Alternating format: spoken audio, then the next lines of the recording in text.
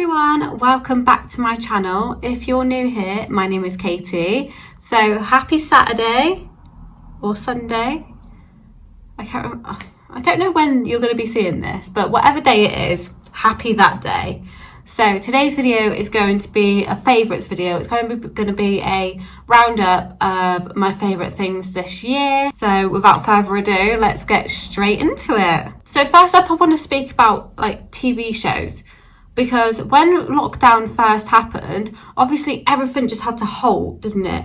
And there was basically the TV stations were scraping at the barrel trying to find programmes to show on TV because obviously there was nothing new to watch. Then BBC and ITV really came through. Now I'm going to start with normal people. Now I have mentioned this in a previous favourites video and I have mentioned this to everyone I basically know because I fell in love with this series.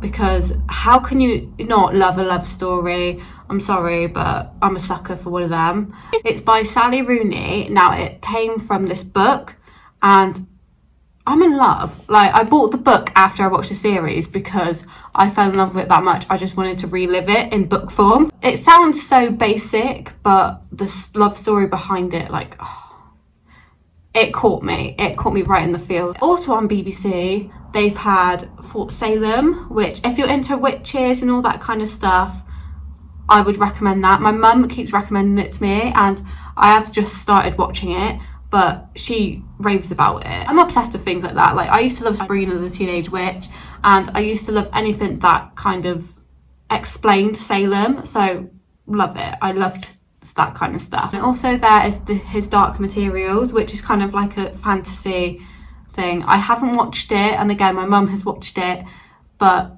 it was always advertised and I really want to watch it. But I just think that BBC was like up there, really pulled through on lockdown viewings, let me tell you. And then you go to ITV and there was Quiz, which was the scandal that was the guy who cheated on Who Wants to Be a Millionaire with his wife. So that was a huge scandal. And honestly, Michael Sheen, he portrays Chris Tarrant so well, like his mannerisms and everything. It's like, it was surreal to watch. I was like, oh my God, he's incredible. So that in itself is worth watching. And then there's Des. So this is a bit more if you're into true crime and like kind of psychos and stuff like that, which I am. I'm quite disturbing. That brings out my disturbing side. But I love to watch things like that. So Des is about Dennis Nielsen. He was a Scottish civil servant and he was quite a loner, but he would kind of befriend either homeless guys or guys who are vulnerable, take them for a drink and then bring them back to his, and he'd basically kill them in their sleep. It sounds a bit brutal, I know, but then it gets worse. So he would then dissect them, so because he thought obviously rotting bodies would be a bit suspicious, so he would dissect them and then he would throw away their remains, which is actually how he got arrested because they found remains in his pipes. And it just makes me feel a bit sick, but it's incredible. David Tennant, again, incredible. He portrayed Dennis Nielsen so well. If you watch the original footage of Dennis Nielsen and put it against David Tennant's acting, it's like a reflection of him. It's crazy. But I really recommend it if you're disturbing like me. Speaking of TV shows, as well as watching new programmes that BBC and ITV have kind of developed and shown, I've also been a sucker for rewatching my favourite ever box sets. So, I mean, how could I not rewatch this box set for the 1000th time when it's just sat in front of me, it's lockdown and I've got nothing better to do? So this is like my holy grail of TV shows. I love it so much. I cannot stop watching it and I will never get bored of watching it. It's just my favourite. I love it so much. And I've also rewatched Pretty Little Liars and I've almost finished watching Gossip Girl. So these were my 3 favourite programmes when I was a teenager. So why not rewatch them just to make me feel like just to make me escape from reality and escape back to when the only thing I really cared about was boys and makeup. Like, easier times, right? Next up is my hair saviours. Now obviously my hair is quite long and I used to bleach it and it's just ridiculously dry and damaged, and it always has been since I've started dyeing it. So I needed stuff that was really gonna like treat my hair well, and I did actually review Garnier banana hair food not too long ago, and I loved that. I really loved it. It was amazing for my hair. It's just I didn't justify paying £12 every time, so I had to find alternatives. So I kind of jumped on the bandwagon of L'Oreal Elvive. Now I love L'Oreal Elvive. I've used it for years. I used the Dream Lengths because it was perfect for my hair, but because I used it so consistently for years, it kind of didn't do the same justice to my hair as it once did.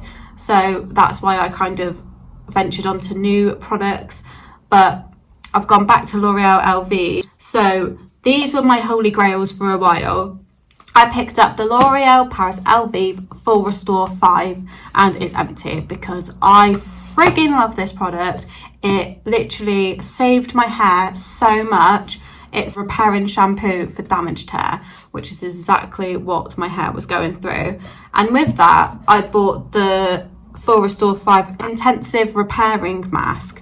Now, I use this as a normal conditioner. I don't know if you should, but literally every time I wash my hair, I use this rather than a normal conditioner, and it has done wonders for my hair. You don't need that much at all. I've still got a bit left in this, whereas this is completely empty. And I just love it. It's like my saving grace, honestly. I have not tried two products that I've loved more. But then I couldn't find this anywhere once I finished it. So then I discovered that L'Oreal Elvive brought out a new version, which was a Full Resist, which is reinforcing shampoo for fragile hair tendency to break and fall. Now my hair falls out like I'm about to go bald, and it breaks off so easily that I wanted to give this a go, and it's incredible, equally as incredible. So this is what I'm currently using with this. So this is a combo, amazing. My hair feels absolutely incredible. It doesn't feel dry anymore, and Personally, I haven't had my hair cut since July, and you wouldn't really tell because it's just, my hair just feels so much nicer and it's actually looking nicer. It doesn't look so straggly and like I've been dragged through a hedge backwards. These are literally my holy grails for 2020. So next up is my skincare, and as I've mentioned in a few videos, I don't really have a skincare routine. I'm quite lazy with my skin, let me tell you, and plus my skin is so sensitive. Like when I was younger, I suffered with eczema so bad that I had to have it treated. So anything that's got any kind of chemicals in, it would literally flare up my skin, and I can't risk that. I really can't. So I have to be really careful when choosing things. So my kind of trusty brand is Simple, because I know for a fact it's a brand I trust. It's a brand I know has nothing in it that's going to react to my skin, has no crap in it. It basically does what it says on the tin. As winter's come in, my face was getting so dry, and obviously the more you wear face masks, the more dry your bottom area gets, and I was starting to get spots at the bottom of my chin, and it was just not a nice time. Like my skin felt revolting, and my makeup sat disgusting, so I needed to sort it out. Like I'm not getting any younger. I definitely need to start now at the age of 25. So I think I have perfected a morning routine and a night routine, and I can't be happier. In the mornings, I use this simple moisturising facial wash. You literally just have to wet your skin and then lather it in your hands and just rub it in, and then you can wash it off. It takes literally probably about 2 minutes. It is such a good product, and it definitely takes the dirt out of my skin. It definitely helps me start getting refreshed for the day. Like if my skin feels refreshed, then I'm gonna feel refreshed. With that, I use Garnier Skin Active Rose Soothing Toner. Now I've used toners in the past, and sometimes they do feel really chemically and they smell a bit, but this smells divine. Oh, it smells divine because it's actually rose water, and it's incredible. Like if you've got dry and sensitive skin, this is incredible for a toner. I use this in the morning and at night, because it's the perfect toner. I love it. And then in the morning I use Simple Hydrating Light Moisturiser just to moisturise my face once it's been washed, and it just helps set it for the day, and then I can put makeup on. It just applies so much nicer. My morning routine is perfected. And then night routine, instead of a face wash, I use the Simple Micellar Cleansing Water, and this is the water boost one, so it's super hydrating. It's just so refreshing, and it takes your makeup off amazingly. Yeah, so I use this. Even if I haven't got makeup on, I apply this at night time. And then, like I said, I use the rose water toner. Incredible. And then I use the Nivea Soothing Night Cream 24-hour moisturiser and regeneration. Now, like, I love this as well because it's so thick that you apply it to your skin and it just feels like, it's almost like you're wearing a mask without that feeling of a mask. I don't know how to explain it. It's just so thick, but it rubs in amazingly. And then you just feel like your face is just so clean from your day. The dirt that you've probably collected is just completely gone using these products. So I could not be happier that I have perfected a skincare routine. Next up after skincare is my foundation. Now, I have done a makeup routine on this, I've done a review on this, and honestly, I will never go back to using any other foundation because that's all I've got on today, and it gives me such a glow. Like, I can't get over how glowy this foundation is. Like, I have nothing else applied with it, literally just foundation. And it's a bloody drugstore one. It's Collection Lasting Perfection. I cannot rave about this enough. I love it so much. And when you apply it, you don't need that much to apply it. It spreads so well. It applies so well. It doesn't feel cakey. But it's great coverage. Like, oh, I can't fault it. Like, I'm so glad I'd rediscovered this because I knew that the Lasting Perfection concealer worked. It was everyone's holy grail back in the day. So I wanted to try this out just to be like, is it going to be as good as the concealer? And yes, if not better than the concealer. Like, I will go as far to say that. How can I not mention a favourites video of the year without mentioning my flat?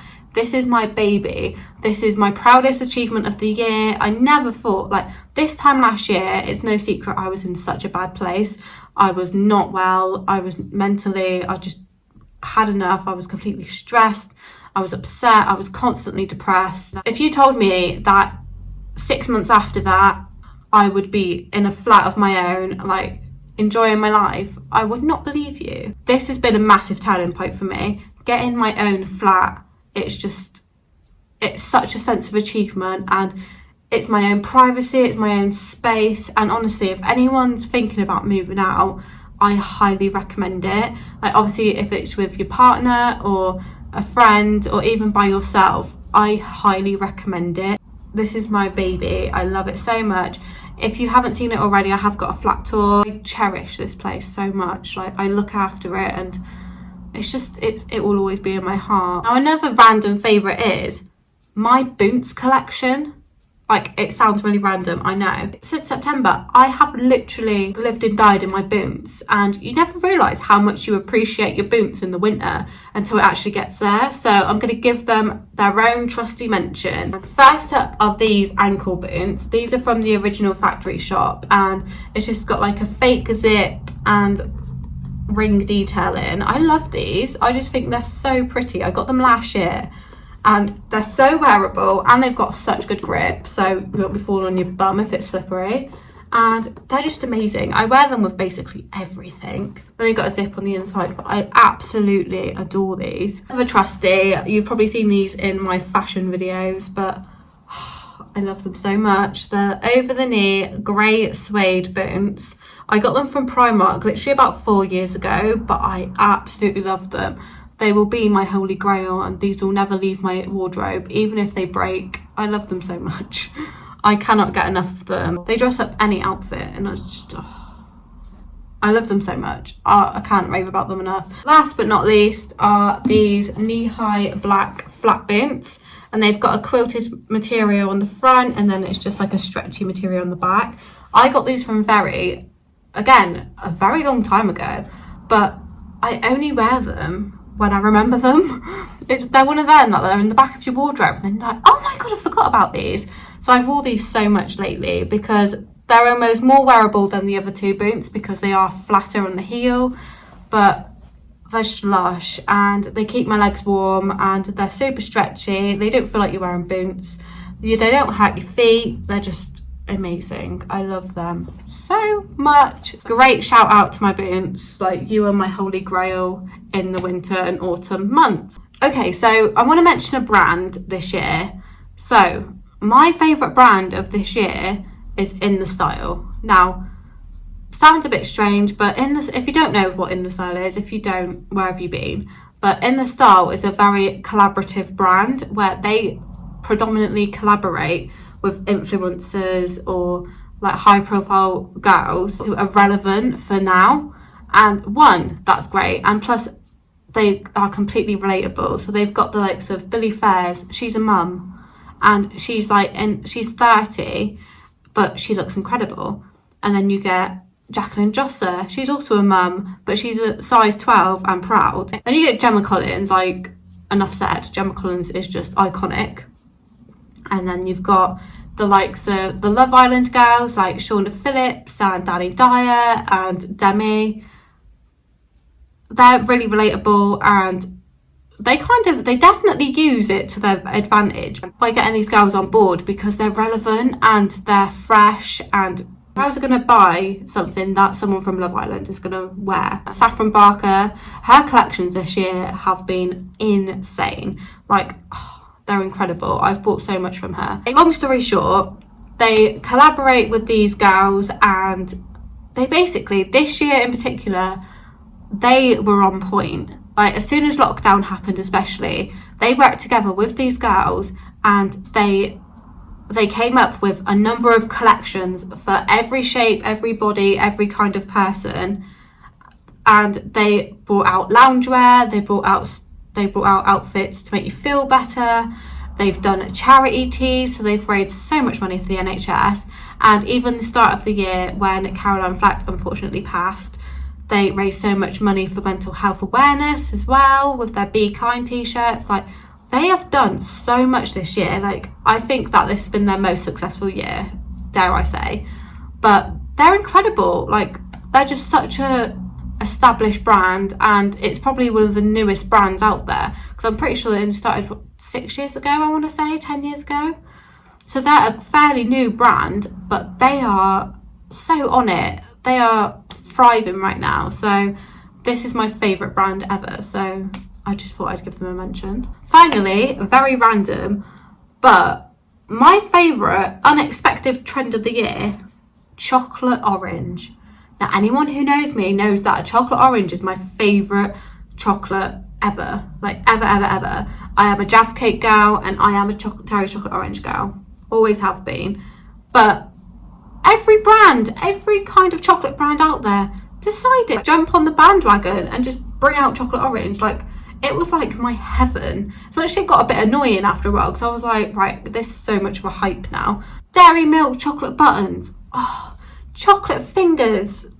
Oh, chocolate mini rolls. Everything is chocolate orange and I can't get enough of it. It was just a quick shout out because this is my favourite chocolate in the entire world and everyone's made it a trend. So thank you, but not thank you, because people think that I'm hopping on a trend where I've been eating Terry chocolate orange since Dawn French did the advert. Anyway, long story short, this is the end of my favourite. I really hope you enjoyed this video and my kind of roundup of this year's favourites of mine, and I'd love to know what your favourites are too, so I really hope you tell me in the comments. Like and subscribe if you did enjoy this video, and I will see you in my next Vlogmas video.